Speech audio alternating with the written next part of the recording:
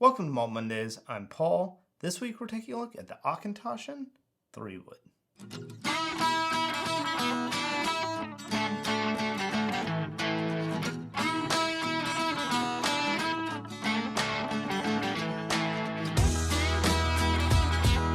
In Scotland, would you accidentally drive up to Talisker?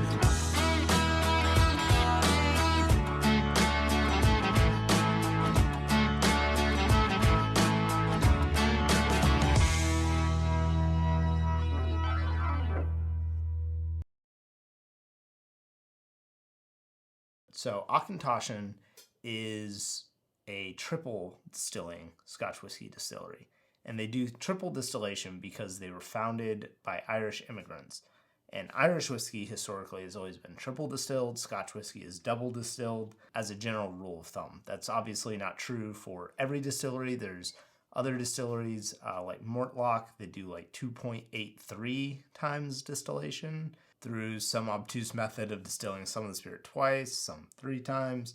But Auchentoshan is triple distilled. This is bottled at only 43% ABV, so it's at least above 40, so I like that, but we don't quite get full credit for being 46 or higher. Now, the Auchentoshan Three Wood is not natural color as far as I know. They could be adding artificial coloring, and indeed, this is a really dark whiskey, so I suspect that may be the case, but this is aged in sherry casks, so it's possible to get this dark of a color with first fill sherry casks. This was done 12 years in bourbon barrels, ex-bourbon barrels, 1 year in Oloroso sherry casks, and then 1 year in Pedro Ximenez casks, approximate.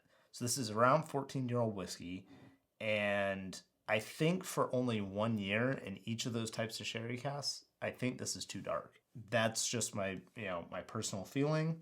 If those were first fill casks, I guess it's possible, but this is pretty dark. So I'm going to guess there's some artificial coloring here going on.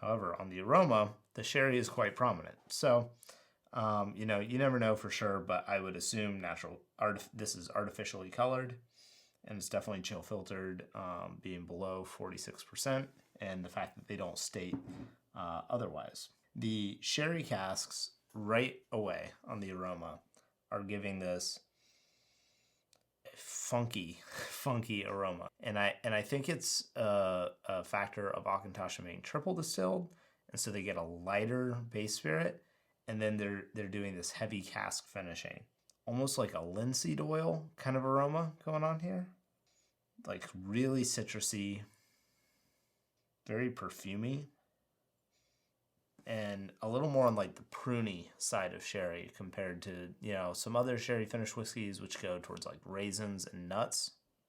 This definitely has a more almost like wood varnish kind of aroma to it. And I would say that's most similar to the kind of sherry experience you might get from something like Macallan. It's really, really an intriguing aroma. I'm not positive that I love it, but I definitely don't hate it, and it totally stands out from everything else I have in my collection. So let's see how it tastes.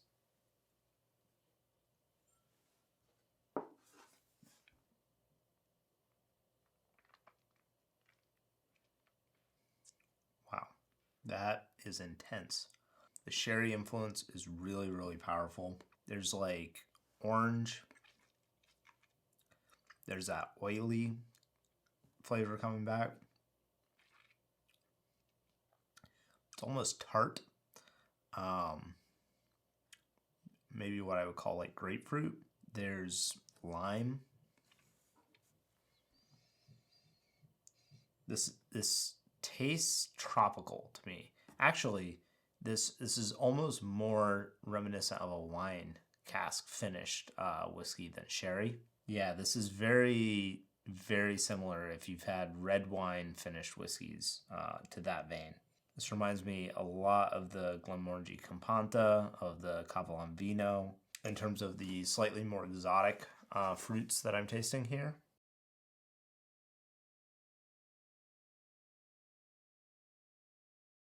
This is a little bit of a less standard whiskey.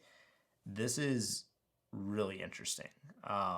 One, I don't typically get this much flavor out of something that's 43% ABV.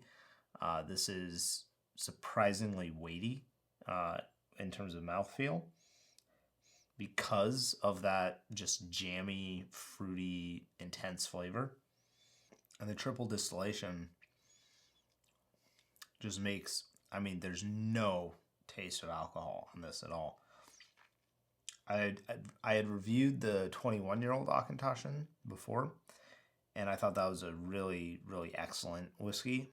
But this at $70, go get a bottle of this. I really like this. Probably not a whiskey that I would recommend as like something you're going to want to go to all the time. And I only say that because it's kind of a non-standard flavor profile. This is, I think, a really cool whiskey to include in a lineup. This is a really good whiskey to have on your shelf to, kind of refresh your palate, pull something, totally really kind of challenge you a little bit in terms of tasting notes and flavors that you might be used to. I'm not quite sure how they did that with Oloroso and Pedro Ximenez casks because, whiskeys like the Glendronach 12 and 15 are also aged in those two type of barrels, and you're not getting really any of these flavors coming out of this. So they've done some sort of magic with those casks with this bottle. I really wish this was, 46% because it's got a lot of weight for 43%, but the finish isn't there. And when you go to a low proof like 43%, the finish of a whiskey really, really suffers unless it's a really old whiskey. And even then, it can kind of make that finish just turn bitter and tannic rather than having any actual flavor to it. So I think the proof does this a little bit of a disservice because there's so much going on here in terms of the aroma and the flavor profile that it's really just a shame that that the finish is so short. I mean, this is a really good whiskey. I can absolutely recommend you go try it. I'm really sad that it took me so many years in my whiskey journey to try it because, I'd heard good things about it, but I'd never had the opportunity until recently. And I want to thank one of our patrons for supporting the channel and providing this bottle to review. I did not purchase this myself, and I want to make that clear. But this is absolutely one that I would consider spending my own money on, and will probably end up purchasing a bottle of my own in the future. So thank you for watching this video. If you enjoyed it or found it helpful, please give it a thumbs up. Consider subscribing to my channel. And if you want to check out the Whiskey Uncut podcast that I produce with James, it is available on Spotify, iTunes, everywhere else. It's a fun show, and it's a little bit more silly than this. It is about whiskey, and it is educational, but it definitely goes off the rails. With videos coming up semi-regularly on the Whiskey Uncut YouTube channel, as well as content on Instagram and the Facebook page.